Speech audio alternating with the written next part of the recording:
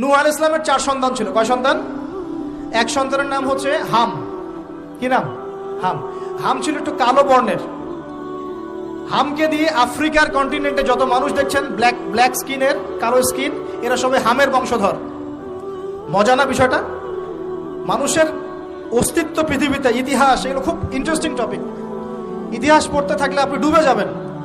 কত কিছু বিশ্বে হয়েছে আর কত কিছু হবে সামনে, সুবহানাল্লাহ। তখন আপনার অস্তিত্ব জানান দিবে যে আমি কত ক্ষুদ্র, মহাবিশ্ব কত বড়, আল্লাহ কত বড়, কত সময় চলে গেছে আর আমি এই সময় কি করছি। এক ভাইয়ের নাম শাম। এই শামকে কেন্দ্র করে এই আরবের যে মানুষগুলো আছে, আরব, অ্যারাবিয়ান, এরা শামের বংশধর। আরেক ভাইয়ের নাম ইয়াফাস। কি নাম? ইয়াফাস। ইয়াফাসের বংশধর হচ্ছে পশ্চিমারা, মানে রোমক যারা, তারা। আরেক ভাইয়ের নাম ছিল কেনান। কি নাম? কেনান। এ ইমান নিয়ে আসে নাই, ওই যে প্লাবনে ডুবে মরে গেছে। মরে যাওয়ার পরে আদম আলাইহিস সালাম বলেছিল, আল্লাহ আমার পরিবারের অন্তর্ভুক্তকে মাফ করে দাও। আল্লাহ বলেছেন, লাইসা মিন আহলিক, সে তোমার পরিবারের কেউ না। নবীর সন্তান হওয়ার পরেও ইমান না আনার কারণে সে জাহান্নামে গেছে।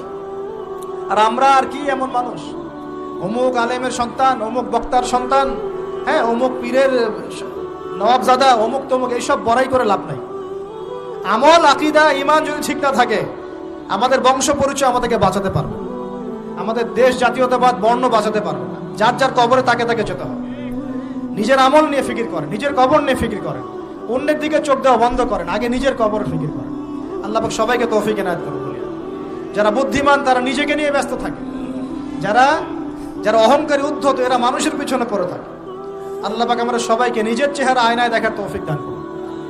প্রিয় ভাইরা, নূহ আলাইহিস সালামের যুগ চলে গেল। 950 বছর দাওয়াত দেওয়ার পরে এই পরিণতি হয়েছে। এরপরে আসছে ইব্রাহিম আলাইহিস সালামের সময়। আল্লাহ পাক তাকে উদ্ধার করেছেন, অগ্নি পরীক্ষা থেকে বাঁচিয়েছেন, নমরুদকে আল্লাহ পাক ধ্বংস করেছেন।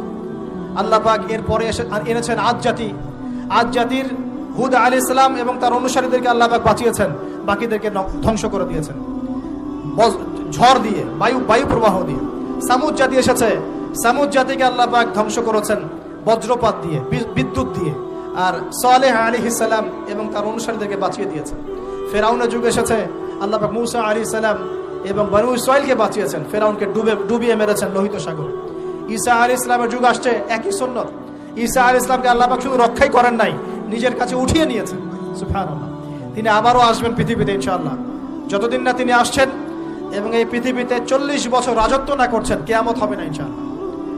যতদিন পর্যন্ত ঈসা আলাইহিস সালাম আবার ব্যাক না করছেন এবং এই জেরুজালেম থেকে সারা বিশ্বে খিলাফা কায়েম না করছেন, 40 বছর শাসন না চালাচ্ছেন, কিয়ামতও হবে না ইনশাআল্লাহ। এটা সামনে